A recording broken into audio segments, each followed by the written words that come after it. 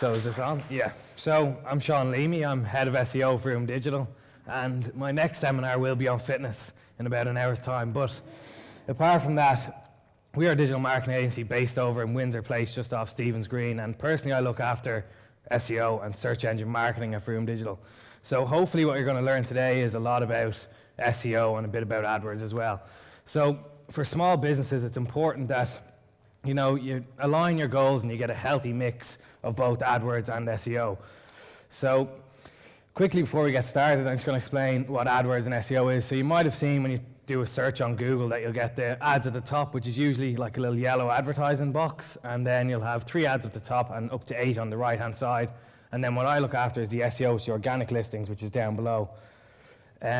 So here's a client of ours, NRC Taxis, and it's a non-branded keyword search term called Taxi Dublin. So if you're out on a night out, trying to get home, you look for Taxi Dublin.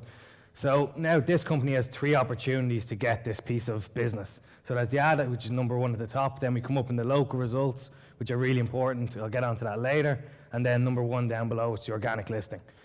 So the thing about SEO and AdWords and marketing through the search engine is it's not a case of just throwing paint at the wall and hoping that it sticks.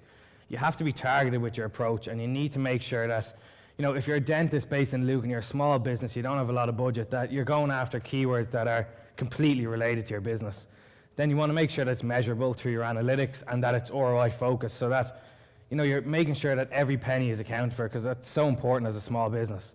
And then your budget dictates your strategy, basically. So if you have a small budget and you're looking for short-term gains, you're probably going to go down the AdWords route. Well, if you have a bit of time and a bit more budget, you're probably going to go down SEO, which is going to take, different time frames for different results, but I'll speak about that a little bit later. So another thing that you need to look at is you need to know what you're holding with your website, because, at the start, it's always great getting your first website up there, but at the end of the day, if it doesn't convert, there's no point spending money on AdWords and SEO. So you can't put lipstick on a pig. I know it's a funny saying, but literally if your website doesn't convert, there's no point holding on to it anymore. You just get a new website, get started again, and get a website that actually converts. So everything that you do online is trackable, because you have analytics, which is what I'm going to get onto now, and everything can be tracked. If it's sales, if you're an e-commerce business, you're going to track all your sales. If you're like maybe a brochure website, you're going to need to track your leads and inquiries. So your analytics data is gold, and that goes across both AdWords and SEO.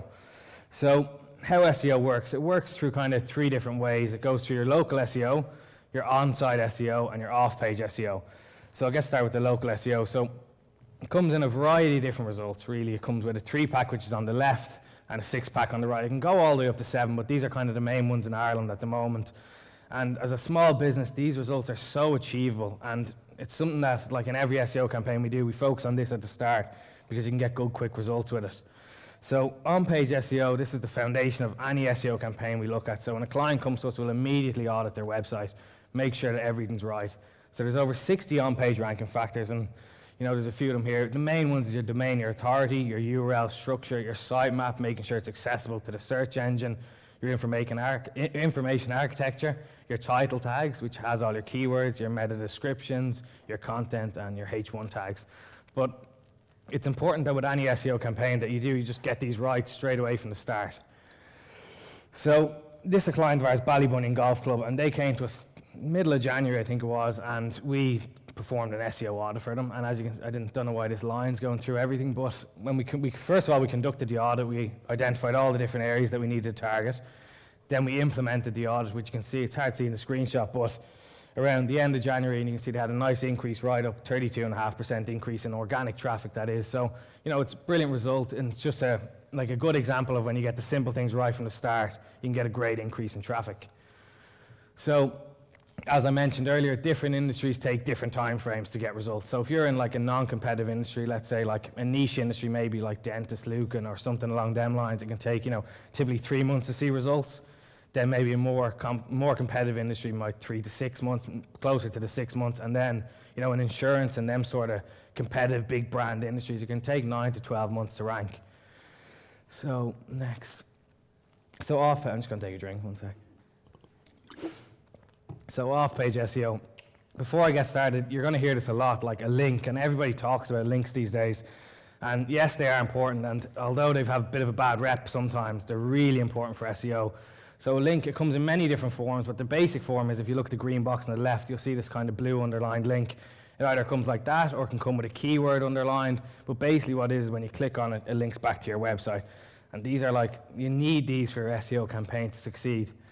So off-page SEO, so that's it's a combination of links, which I just said, citations, which are like from directory websites, which is a direct business reference, so of your address, so it looks like just here below. And it's important that these are exactly what Google has listed, because Google sees these, identifies them, puts them together, and then that helps your SEO overall. Then we look at blogging, which Greg's already talked about, which is so important for SEO at the moment. It's so topical. Content is king, and take one thing away, go and start your content in your social media today.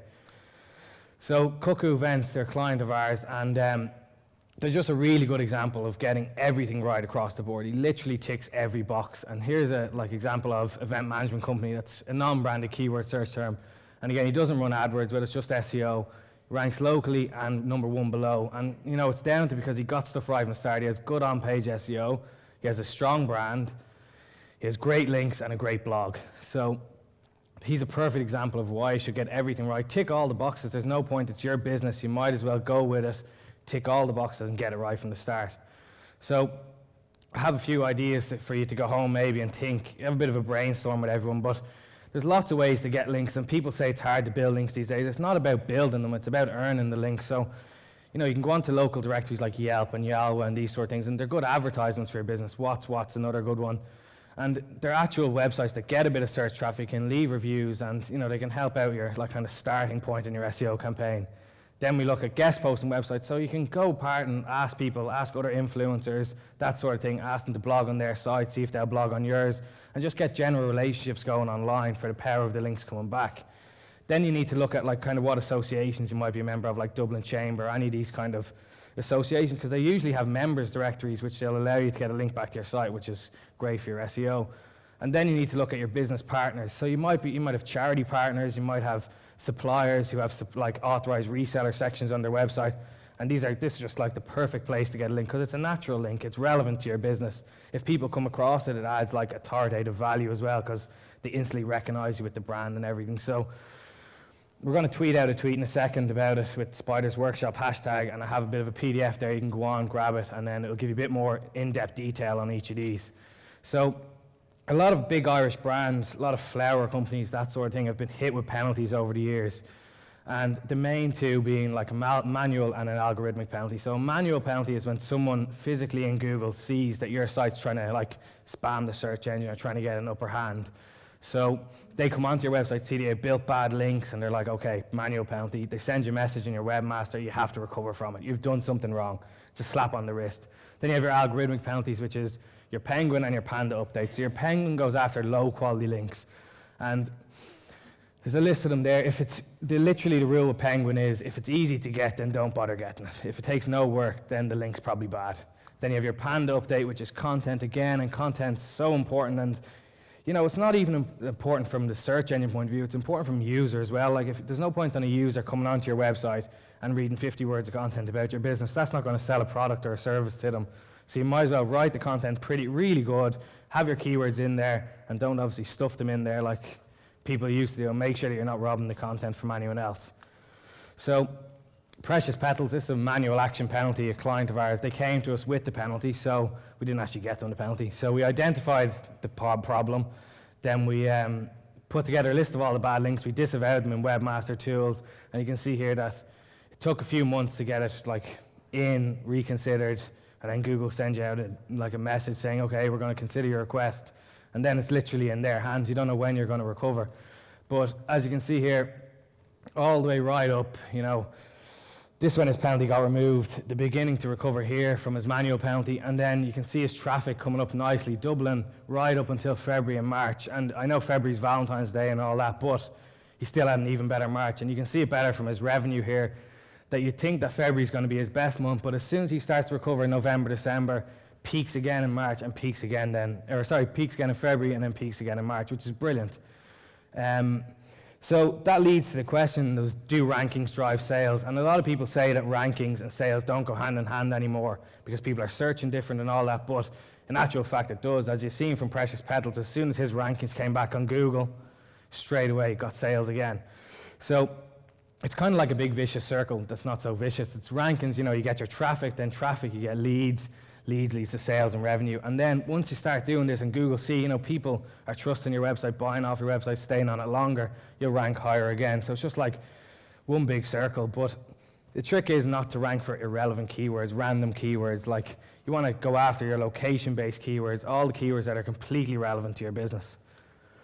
So social media as well has a big part to play in SEO, and a lot of SEOs don't really touch on it, but it's important that, like, as a small business, you need to make sure you have all the bases covered, and social media being one of them. So, if you can action these points from today, if you haven't already gone and set up your profile, go and set it up. Make sure you start to grow your following and engage with your audience. Social media is all about engagement. It's all well and good just putting out articles from your blog and all, but, it really doesn't work unless you're engaging. So one little rule we tend to tell our clients to stick to this kind of 10-4-1 rule. So every 15 posts, so 10 of them are general news posts trying to interact with people, then 4 are promoting your blog posts. And then one thing that businesses don't really do so well anymore is actually promote themselves. And you either have one hand, you have the extreme where everybody promotes themselves every tweet and it just doesn't work, and then you have the ones who don't. So it's always good to send out a little gentle reminder of who you are and that you're still actually selling a product. So blogging then is the second most important thing you can do right now. Is so go back, if you have a news section on your website, rethink it. So start a blog with a purpose. Come up with an idea based around your target audience. So you need to find out, have a brainstorming session, see, okay, my target audience is this person, I need to write content that they're going to like, because if they're not enjoying the content, there's no point. So, and then integrate it with your social media. So when you are tweeting out your blog posts, making sure you're using hashtags and stuff to get the most relevant coverage you can. So I know all this can be quite overwhelming, go and start a blog, writing content every week, doing social media every day, but if you just focus on one metric for each of them, it'll make it a lot easier. You can measure it a lot easier, and then that's it. So if you're for blogging, look at your traffic coming to the site, and for social media, look at your engagement. So with SEO, the trick is that it needs to be done regularly the whole time. It's not something that you can just start and stop. So there's no point going to an SEO agency or starting yourself, doing a great blog post, great social media for a week. It's just no point. It needs to be done weekly, monthly, yearly. So, but the thing about SEO is that you can get so much out of it. It's a long-term investment, but the rewards really can be huge. So if I can give you one piece of advice, sorry about the freaky image, but stop putting it on the long finger and just start today. That's it. Thanks very much, Seán.